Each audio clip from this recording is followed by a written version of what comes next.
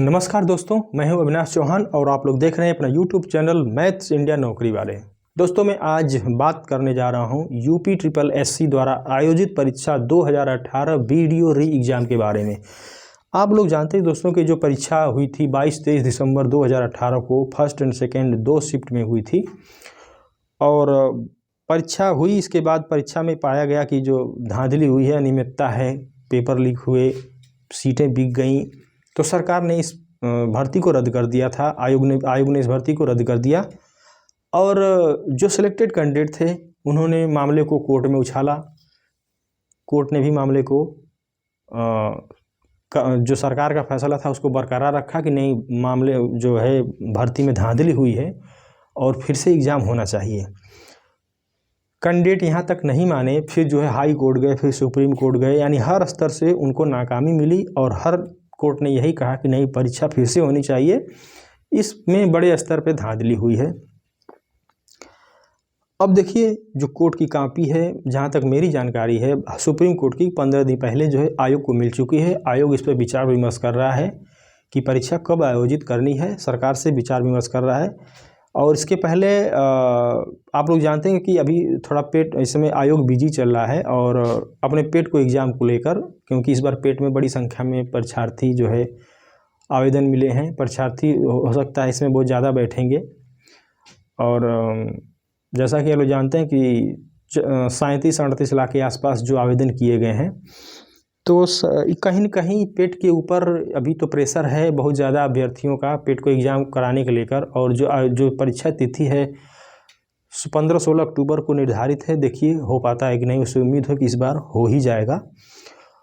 और देखिए, जो यूपी ट्रिपल एससी जो वीडियो एग्ज़ाम कराया था 2018 का, उसमें जो है कुल 1953 पोस्ट थे। 1953। ये 1527 ग्राम पंचायत अधिकारी का था, 362 ग्राम विकास अधिकारी, 64 समाज कल्याण पर्यवेक्षक, तीनों पद मिला के कुल 1953 हुए। जो क्वालिफिकेशन मांगी गई थी 10+2 की थी। इसके साथ ट्रिपल सी अनिवार्य था।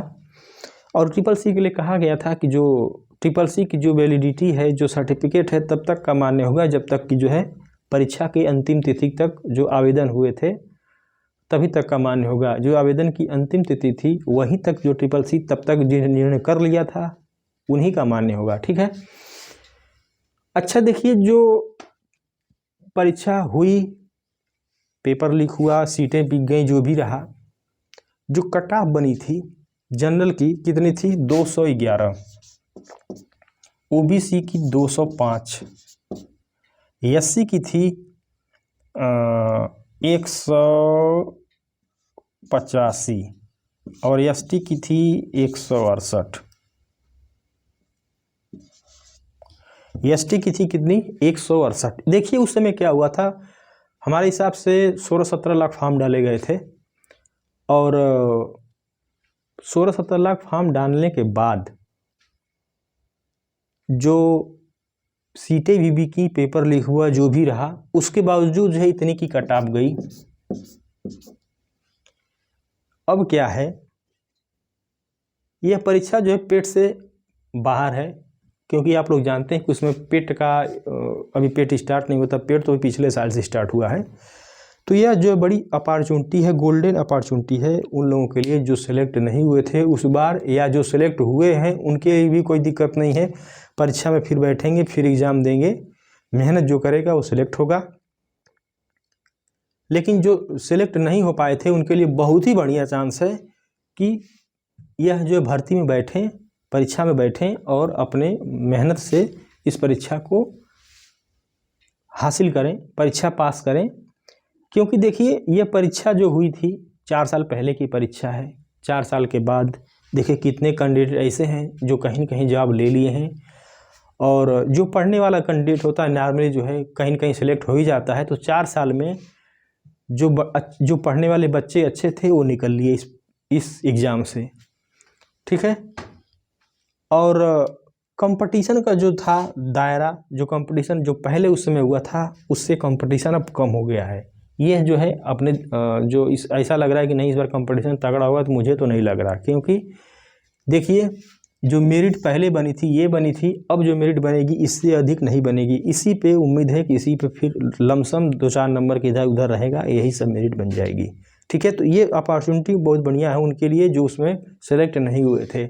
एक चीज़ और है उन लोगों के लिए भी कि जैसे मान लीजिए 2018 में जो जिन्होंने फॉर्म डाला था, जिनकी एज जो है 18 से 40 वर्ष हो गई थी, या जनरल कैंडिडेट में कैटेगरी में थे, या ओबीसी में थे, या SC/ST में कहीं भी थे। ठीक है, हुआ क्या, जो 19 में जैसे मान लीजिए उनकी एज ओवरेज हो रही है, 20 में ओवरेज हो रही है, 23-21 में हो रही है, तो जो ओवरेज हो गए हैं उनके लिए भी बहुत बढ़िया चांस है कि उस परीक्षा में वो लोग फिर से बैठ पाएंगे, और एक उनके लिए आखिरी मौका होगा कि जो अपनी काबिलियत साबित करें। ठीक है, और देखिए जो ये जो मेरिट गई थी, जैसा कि आप लोग देख रहे हैं, जो क्वेश्चन कितने थे, 150 क्वेश्चन था। हिंदी के जो है 50 क्वेश्चन, 100 अंक दिए गए थे। हर एक क्वेश्चन जो है 2 नंबर का था, 100 अंक। रीजनिंग का था 50 क्वेश्चन, GS का 50 क्वेश्चन। तो यानी 2-2 जो नंबर दिए गए थे हर एक क्वेश्चन के, कुल 300 नंबर थे। यानी 150 क्वेश्चन में से 300 नंबर लाने थे। 300 नंबर में से 211 लाया बंदा जनरल का, OBC का 205। तो देखेंगे ये जो जनरल का जो नंबर, अगर क्वेश्चन की बात की जाए तो यहाँ पे 105.5 आ रहा है। ठीक है, यानी जनरल का कैंडिडेट अगर 105 है, इसको लमसम पकड़िए, 106 नंबर क्वेश्चन क्रैक कर गया था, 106 नंबर पे उसका सिलेक्शन हुआ था। इसका लमसम पकड़ लीजिए 103 नंबर। ठीक है, इसका 9 दूना 18, 93, 2 8 16, 2 4 8, 150 नंबर में से सिर्फ 106 लाना है आपको, इतनी सिर्फ मेहनत करनी है।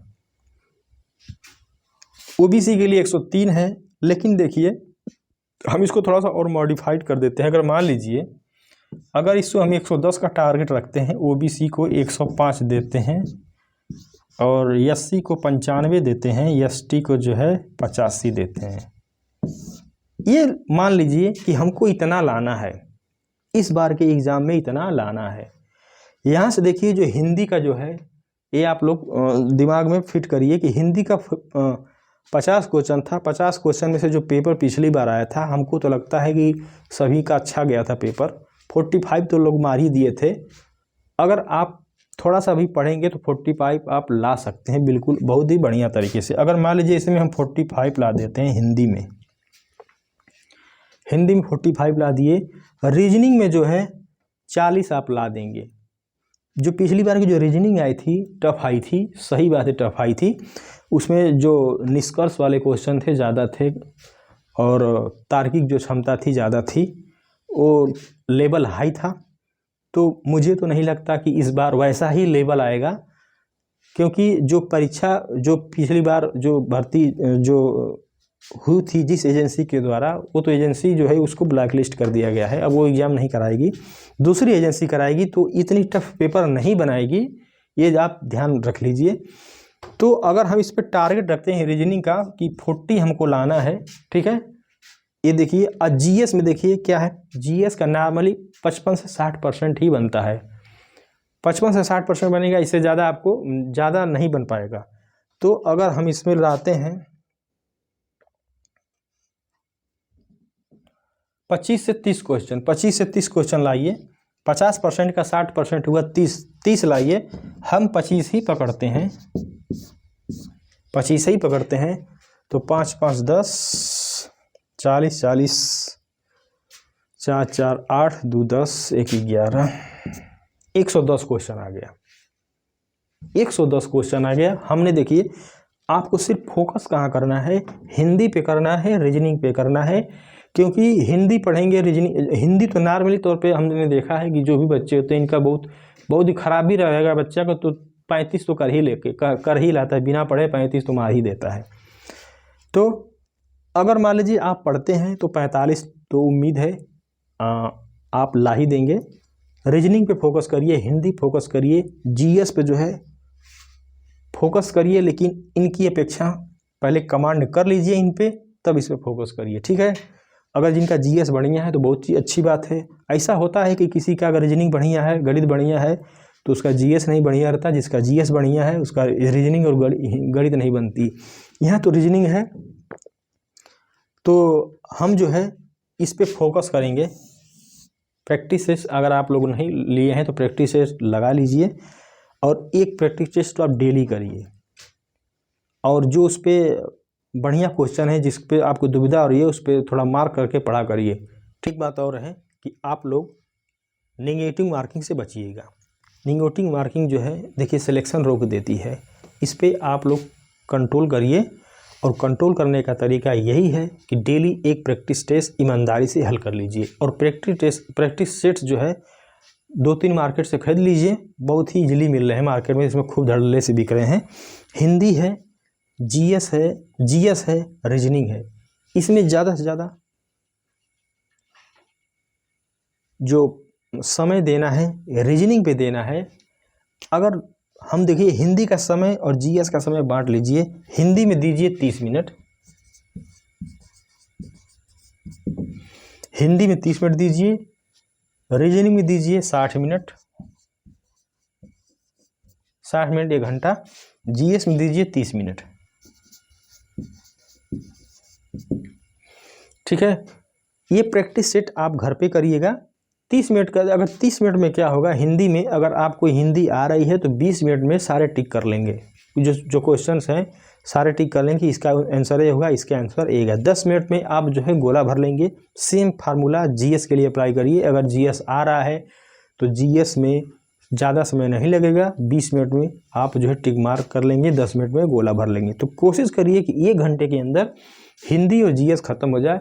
जो बाकी समय बचता है 1 घंटे का खूब इत्मीनान से रीजनिंग पे दीजिए। रीजनिंग पे खूब अस्थाई दिमाग लगाइए, और देखेंगे कि 60 मिनट समय दीजिए हैं। जब ये देखेंगे, और ये है कि जब आप प्रैक्टिस सेट घर पे करेंगे तो उस समय आप निगेटिव मार्किंग से बच के रहिएगा। जैसे हिंदी का कर रहे हैं, जो क्वेश्चन नहीं आ रहा है तो उसको टच मत करिए। जीएस का जो क्वेश्चन नहीं आ रहा उसको टच मत करिए, और जो रीजनिंग में नहीं आ रहा उसको टच मत करिए। देखेंगे कि जो आपकी जो वैल्यूएशन है, जो आपकी जो परीक्षा देने की क्षमता है आपकी पता चलेगा। तो अभी क्या है, 2 महीने का समय बचा हुआ है। आज की डेट में अगर मान लीजिए अपने आप को तौल लेते हैं कि हम किस स्टेज पे खड़े हैं, तो उसमें आप इम्प्रूवमेंट कर सकते हैं। और यह बहुत ही बढ़िया तरीका है जो घर की जो प्रैक्टिस होती है, और इस समय के अनुसार टाइम जो मैं बता रहा हूँ, आपको सजेशन दे रहा हूँ, इस पे आप फोकस करिएगा और निगेटिव मार्किंग से बच के रहिएगा। अगर मान लीजिए ईमानदारी से आपने 150 क्वेश्चन में से 120 क्वेश्चन कर लिए, 120 क्वेश्चन को मिलाइए, कितने आंसर सही हैं, कितने गलत हैं, और जो है निगेटिव, और जितने सही जो क्वेश्चन गलत हो रहे हैं उनको निगेटिव मार्किंग से 1/3 या 1/4 जो भी होगा उसके हिसाब से काट लीजिए आप। तो देखेंगे बैलेंस कितना हमारे पास बच रहा है, कितने क्वेश्चन सही है, उस पर आप समझ लीजिए कि आप जो इवैल्यूएशन घर पे करेंगे इससे ज़्यादा आप परीक्षा में नहीं कर पाएंगे। तो पॉजिटिव वे में करिएगा, घर पे बैठ के खूब इत्मीनान से, और समय का ध्यान रखिएगा। और दोस्तों, मैंने जैसा कि आप लोग देख रहे हैं कि मेरे चैनल पे मैंने कोशिश कर रहा हूँ कि एक रीजनिंग की क्लास स्टार्ट की है। पासा जो डाइस था मैंने पढ़ाया है आप लोगों को 3 पार्ट में, और 3 पार्ट में पढ़ाने के बाद अगर 3 पार्ट मेरा पढ़ ले रहे हैं ईमानदारी से, और तो देखेंगे कि 2 क्वेश्चन तो आपको बन ही जाएगा। जो पासे से 2 क्वेश्चन तो आ ही जाते हैं। तो उम्मीद कर रहा हूँ कि मैं अभी आने वाले दिनों में मैं रीजनिंग का हर पार्ट जो है कवर कर लूँगा, और 1 महीने के अंदर रीजनिंग ख़त्म करने की कोशिश करूँगा, और बाकी जो समय बचेगा आप लोग उसको रिवीजन में लगा दीजिएगा। ठीक है, तो दोस्तों जो इस बार देखिए बहुत ही बढ़िया चांस है कि जो वीडियो का जो री एग्ज़ाम हो रहा है आप लोगों के लिए बहुत ही अच्छा रहेगा, और उम्मीद करता हूँ बहुत बढ़िया आप लोग सिलेक्टेड हों। और एक बात और है कि जो लोग इस चैनल पे नए हैं तो प्लीज़ चैनल को लाइक कर दिए, सब्सक्राइब कर लीजिए और शेयर कर दीजिए। दोस्तों चलते हैं, मिलते हैं किसी और वीडियो में, तब तक के लिए धन्यवाद, जय हिंद।